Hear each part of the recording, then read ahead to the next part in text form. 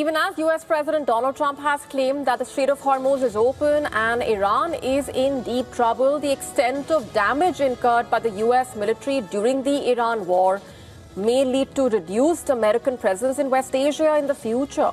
According to a report, the damage to the US military bases in West Asia during the course of the war due to Iranian drone and missile attacks is estimated to be 4 to 9 billion US dollars.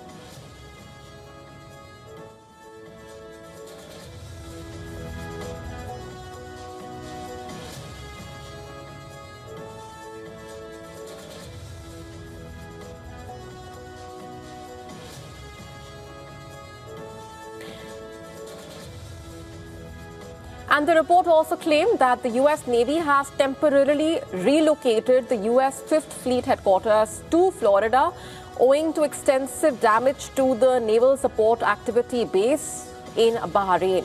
This matters as this base served as the central hub, remember, for the U.S. naval operations in West Asia. Now, think tank CSIS analyzed satellite images to calculate the cost of the Iranian strikes on 122 structures across 12 U.S. West Asian bases.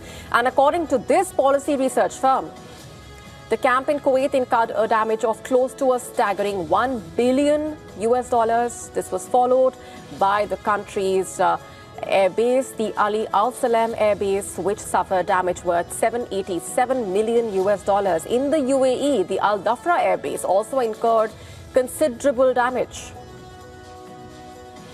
That's not all.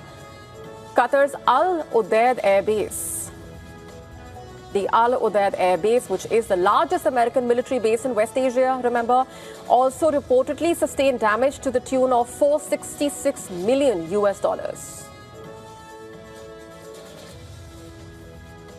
Trump's war on Iran has also reportedly driven the U.S. military into a severe financial crisis.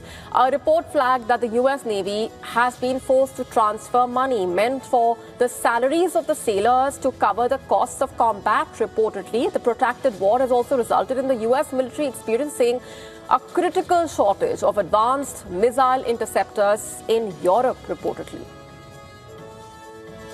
The most concerning shortfall involves America's Patriot missile interceptors, which can shoot down Russia's high-speed ballistic missiles.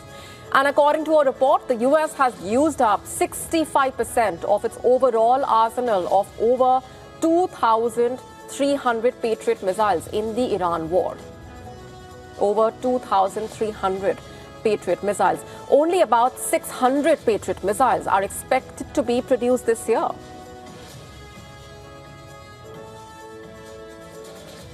And this also has raised concerns about the vulnerabilities of the NATO countries in responding to a potential Russian attack, for example.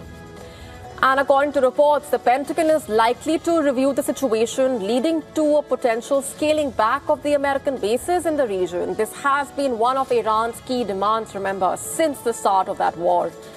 Amid all of this, Trump asserting that U.S. controlled the Strait of Hormuz, claiming that millions of barrels of oil were transiting through that strategic waterway daily after being cleared of mines by CENTCOM. Listen to this.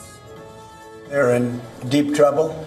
They have very little capacity. Last night we took 24 boats through the strait. We're taking them through all the time. I say it very openly. It doesn't mean we're finished with the military, but we are. The strait is open, as you know. The Strait of Hormuz is open.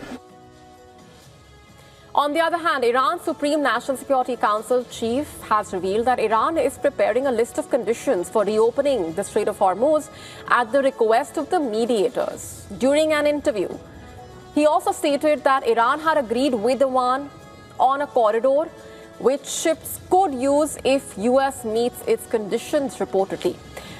Seething over America's Operation Economic Outcast, Iran urged all countries to refrain from implementing what it termed as economic terrorism, quote-unquote, by the United States. According to its foreign ministry, compliance would amount to violation of international law and sovereign equality of the states.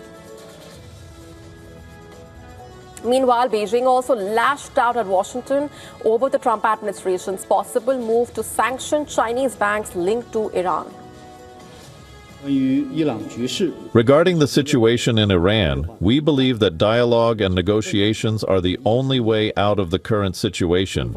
China's opposition to illegal unilateral sanctions is consistent and clear. So even as the diplomatic efforts are afoot to bring peace in the region, with Qatar's leader also paying a visit to Tehran, the US and Iran continue to be at loggerheads over crucial issues at the same time. To stay up to speed with the latest news, download the WION app and subscribe to our YouTube channel.